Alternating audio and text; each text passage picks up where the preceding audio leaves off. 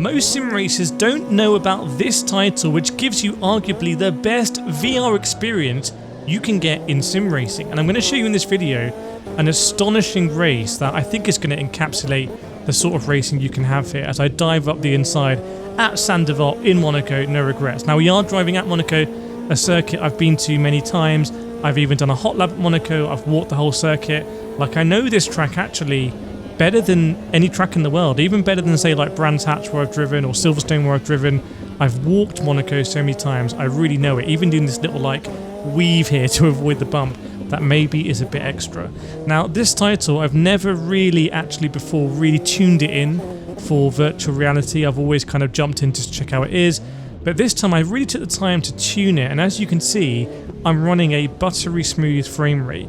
Yes, the graphics could be a bit better, but ultimately it's a buttery smooth frame rate, and the environment is very detailed, and the environment's very authentic, and the sound is really good. And as we go into the tunnel here, if you look under the mirror on the right hand side, you can see the lights flickering, and it's really smooth. And this is what it looks like at Monaco when you come out of the tunnel. Like, it really looks from the palace on the left hand side to the hills at the front to the hotels and the apartment blocks. Like, it really does look like this. So that meant I actually kind of felt like I was driving Monaco. Now I need to explain this. What I really mean is I was able to live a sort of like gaming fantasy. I don't know what it is, like role play. Like, you know, what would it be like if actually I was driving one of these cars in like an F1 support race one weekend? Like, maybe if I'd gone a parallel path, and actually if I had a bit more money, I could actually drive these cars in real life as we squeeze someone there and they go into Anthony Nogues. I would say we didn't put them in the barrier. That's what I would say. And things get even crazier now, because as I look up, the skies are opening a little bit, and I've just gone past the pits. As you can see, the pit entry is exit on my right hand side, and it's raining. And part of the reason I'm able to wrong play here and be like, oh, what would it be like? Is this actually what it would be like to drive these cars at Monaco? Is because the handling is very good. Like, the handling is very responsive as we graze and scrape our car on the barrier on the right hand side with no grip, and now we're going backwards. And we have to learn how to drive in these mixed conditions, because a lot of power in this car seems to be all to the rear wheels and squirming when you get on the power, have to hold the wheel tight. But the handling makes sense. And when you're in virtual reality, remember, you cannot see anything else other than the game world in which you're in. This is not mixed reality. This is not using XR glasses like I've been doing a lot recently, you know, which all have their benefits. This is locked in virtual reality. So the handling has to match up, the frame rate has to match up, and then it becomes completely believable. The graphics and the lighting and the density of the environment and the world scale all need to match up. And it might look like I'm kind of driving slow here, but I can assure you there's no grip, and I'm trying to drive as fast as I can, and it's treacherous, and it's awesome coming into the tunnel where it's dry. Again, I've done this in real life, and then you come out and it's wet, and unfortunately, just like happened in real life, I actually blow through the chicane, except this time I'm not meant to, and this is again virtual reality, just so instinctive. I look behind and see where the cars are and try and rejoin so I don't get a penalty. And this is now very atmospheric. Like, yes, there's not, the grandstands aren't like on the right hand side. I expect to see more fans there, but you can see here, like, even on these settings, it's really immersive. And no one in sim racing is really talking about this title.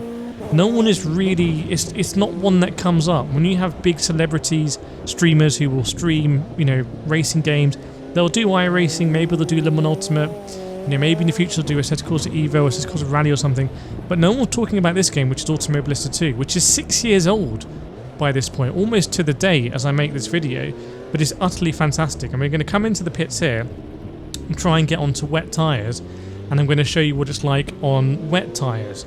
But a little advantage of having a game that is a bit older, let's say 6 years older, unlike the games as a service games that are coming out now, like Le Mans Ultimate is constantly getting updated, iRacing getting updated, this game just works on my hardware. Like, I can bump down a few settings, I can be a bit smart with super sampling, etc., and I can get an absolutely solid frame rate, which is really important. By the way, this video is sponsored by Pimax, so big thanks to Pimax for providing a load of headsets I use. If you do want to buy a Pimax VR headset, and they are basically the one VR headset company that's all in on sim racing. In fact, I think they're one of the biggest investors in Le Mans Ultimate. Use my code, I think Kireth, for 2% off, or there's often a certain discount off. Anyway, check in the description, and a big thank you to Pimax. I should have my hands on the new Dream Air soon, which is going to be a really interesting headset that I tried in Las Vegas. So coming out the pits here, now I can get a bit more power down, it seems, and able to get past that car out of the pit. This reminds me of karting now. I've done so much karting in my karting career in mixed conditions. You have to remember, when you race in real life, unlike a lot of computer games, the grip conditions are extremely variable and always changing, and you're racing against real people that are trying to exploit that. And if you want to win races in the wet, you're driving in like 1,000 different conditions over the course of the race. Like some corners will be drying quick in other corners, there'll be rubber down in some entries but less than others, and you have to work all that out. And I felt actually like in AMS2, and you'll see this when I come out as I get shot by the lightning.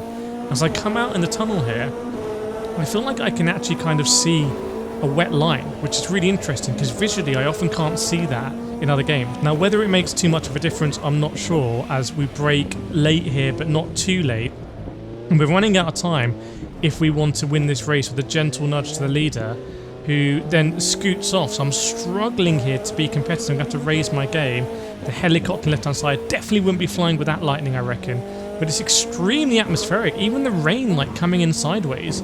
I genuinely, whether you've heard of this game or not, like, hardcore sim racers would have heard of AMS2. In fact, put a cherry emoji in the comments right now if you've heard of AMS2. But let's be honest, whether you've heard of it or not, I don't think it's talked about that much. I think people always talk about Le Mans Ultimate and iRacing, and like I said, these big sims that tend to dominate the news headlines.